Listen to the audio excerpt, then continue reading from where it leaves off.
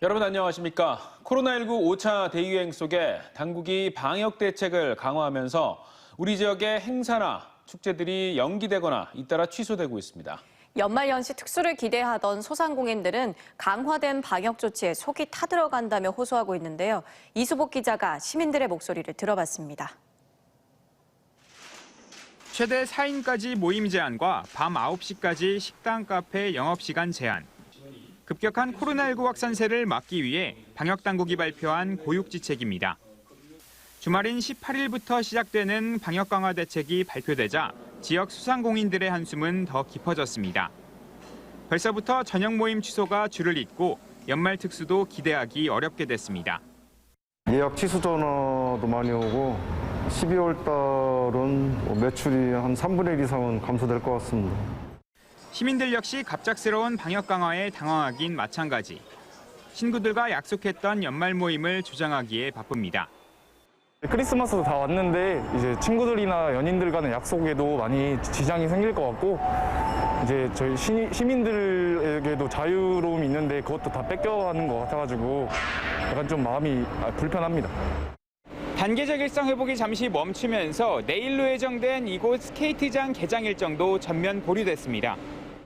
대전 동구청과 천안시, 부여군 보령시가 조심스럽게 준비하던 해맞이 해넘이 행사를 취소하는 등 자치단체들도 계획된 연말연시 행사를 줄줄이 취소하거나 미뤘습니다. 피해를 입게 될 수많은 소상공인과 자영업자분들께 정말 죄송하다는 말씀을 드립니다. 정부에서는 영업시간 제한에 따른 직접 피해에 대한 손실 보상과 함께 이런 가운데 지역 내 감염은 계속됐습니다. 대전 서구 고등학교에서 4명이 확진된 데 이어 인근 중학교에서 1명, 대덕구 모 중학교에서 2명의 추가 확진자가 나오는 등 학교 감염이 이어져 129명의 확진자가 발생했습니다. 요양병원과 시설에서도 하루 사이 확진자가 4명 늘어 누적 448명이 됐습니다. 또 전국으로 분산된 홍성교도소 수용자 3명이 추가 확진되며 관련 누적 확진자는 45명이 됐고 순천향대학교병원에서도 12명의 확진자가 추가됐습니다. 이 밖에 세종시에서도 일가족 6명이 확진되는 등 28명의 확진자가 발생했습니다. TJB 이수복입니다. 서해선 고속철도에 예산군만 역이 없어서 논란이라는 소식 전해드렸는데요. 결국 정부가 역사 설치를 확정했습니다. 다만 국비는 안 되니 충남도와 예산군이 돈을 내서 설치하라는 건데 뒷맛이 개운치 않습니다. 강진원 기자입니다. 지난 2015년 착공해 내년 말 개통을 앞둔 서해선 복선전철 구간의 노선도입니다.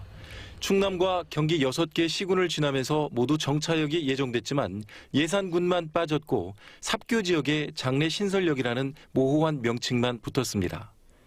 기재부 검토에서 삽교역은 시기상조라는 결론이 나온 건데 예산 주민들은 1년여 시위를 벌이며 반발했습니다. 논란이 커지자 기재부가 장기간 재심의를 벌여 결국 삽교역 설치를 확정했습니다. 충남도는 내포 신도시 관문역이 새로 만들어진 거라며 환영의 뜻을 표했습니다. 특히 서해선이 평택에서 경북 고속철도와 직결하도록 최근 결정된 바 있어 공공기관의 내포 혁신도시 이전에 큰 도움이 될 걸로 기대했습니다.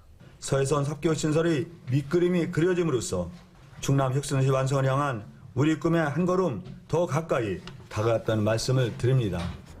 다만 건설비 271억 원은 국비가 아닌 지방비로 부담하게 충남도와 예산군이 5대5로 나눌 예정입니다. 정부는 지역 민원을 수용하는 대신 국비 부담을 덜었고 충남도는 정치력을 발휘해 자존심을 살리는 윈윈 모델로 해석됩니다. 삽교역이 신설이 안 된다면은 그건 더 잘못된 그런 선례가 될 수 있습니다. 그 사업비는 우리 충남도와 예산군이 함께 하면은 내포 혁신도시 관문역 지위를 삽교역에 뺏길까 우려해온 홍성군은 정부 결정을 수용하면서도 강한 유감을 표했습니다. 국비를 지원받아서 시행한다면 박수를 칠 일입니다만 순지방비 부담으로 국가 사업을 시행할 이유가 어디에 있는지 저는 묻지 않을 수 없습니다. 서해선이 완공되면 그동안 저속철만 다녔던 충남 내륙에서도 경부선, 장항선과 연결해 KTX를 타고 전국 어디든 한 번에 갈 수 있게 됩니다. 다만 국가 책임인 기간 교통망 사업의 국비가 아닌 지방비를 투입토록 해 지역 갈등을 덮는 미봉책의 선례를 남긴 건 씁쓸한 대목입니다. TJB 강진원입니다. 행선지를 묻는 택시기사를 폭행한 혐의를 받고 있는 도쿄올림픽 남자 기계체조 금메달리스트 신재환 선수에 대한 논란이 확산되고 있습니다. 신 선수는 어제 새벽 1시쯤 대전 유성구 반석동의 한 도로에 정차된 택시 안에서 택시기사를 폭행한 혐의를 받고 있으며 관할인 유성경찰서는 CCTV 영상을 먼저 확보한 뒤 조만간 신 씨를 불러 조사하겠다고 밝혔습니다. 이번 사건과 관련해 소속팀 관계자는 신 선수가 죄송하다며 집에서 자숙 중이라고 밝혔고 대한체조협회는 신 선수에 대한 경찰 조사 뒤 대국민 사과를 검토 중인 것으로 전해졌습니다. 새벽 시간 치킨집 아르바이트를 마치고 걸어서 귀가하다 음주 뺑소니 차량에 치여 숨진 24살 대학생 김경은 양. 지난달 검찰은 김 양을 치고 달아난 30대 남성에게 이례적으로 윤창호법의 법정 최고형인 무기징역을 구형했습니다. 사회적으로 음주운전 사고에 대한 엄벌의 목소리가 높은 가운데 오늘 법원에 1심 판결이 나왔습니다. 김철진 기자입니다. 지난 10월 새벽 술을 마신 채 차를 몰다 제한 속도와 신호를 모두 어기고 20대 여대생 등 보행자 2명을 치고 달아난 30대 남성 A씨. 법원은 A씨에게 도주치사, 위험운전치사 등의 혐의로 징역 11년을 선고했습니다. 대전지법 김지영 판사는 유가족의 고통은 어떤 표현으로도 담을 수 없다며 음주운전으로 피해자를 사망에 이르게 하고 구호조치를 하지 않고 도주하는 등 죄책이 무겁다고 밝혔습니다. 재판부는 A씨가 2차 사고를 낸 뒤 블랙박스를 탈거하고 차에서 빠져나오는 등 규범적, 윤리적인 비난 가능성이 높다고 판시했습니다. 선고 이후 한참을 자리에서 일어나지 못했던 피해자 김양의 어머니는 아직도 눈물이 마르지 않는다며 이번 판결에 강한 아쉬움을 드러냈습니다. 오늘 11년 나왔었는데 저도 음주운전으로 해가지고 한번 하고 11년 살아보는 것도 괜찮을 것 같네요. 앞서 검찰은 A씨의 여러 과실을 근거로 위험운전 치사상, 이른바 윤창호법의 가장 높은 형량인 무기징역을 구형했는데 이에 미치지 못한 판결이 나오자 비판의 목소리도 나오고 있습니다. 윤창호법 등 관련 처벌법은 강화됐지만 정작 법원의 판단은 이를 따라가지 못한다는 겁니다. 음주운전으로 인해서 할 수 있는 최악의 범죄 상황, 지금 이 피고인은 범했음에도 불구하고 징역 11년은 굉장히 낮은 형량이다. 오히려 검찰의 구형량이 땅한 형량이 아닌가. 검찰은 판결문 내용 등을 검토해 항소 여부를 결정하겠다고 밝혔습니다. TJB 김철진입니다. 한국전자통신연구원은 대전 본원과 280km 거리에 있는 경북 경산시 한국생산기술연구원 스마트 공장을 연결해 공장 설비를 제어하는 데 성공했습니다. 연구원은 이 원격 제어 기술이 5G 무선 통신 기술과 유선 네트워크 기술을 융합해 개발된 것으로 대전 경산 왕복 통신 지연 시간이 100분의 1초를 기록했다고 밝혔습니다. 스마트 공장 원격 제어 기술은 앞으로 코로나로 늘어난 비대면 제조 산업 경쟁력을 강화하고 국내 통신 관련 중소기업들의 기술력도 대폭 높일 것으로 기대됩니다. 내년도 대전 지역 유치원과 초중고등학교 무상급식 단가가 평균 7% 인상됩니다. 대전시 교육청은 총사업비 1,305억 원 규모의 무상급식 단가로 유치원이 2,800원, 초등학교 3,500원으로 각각 300원과 200원 인상됐다고 밝혔습니다.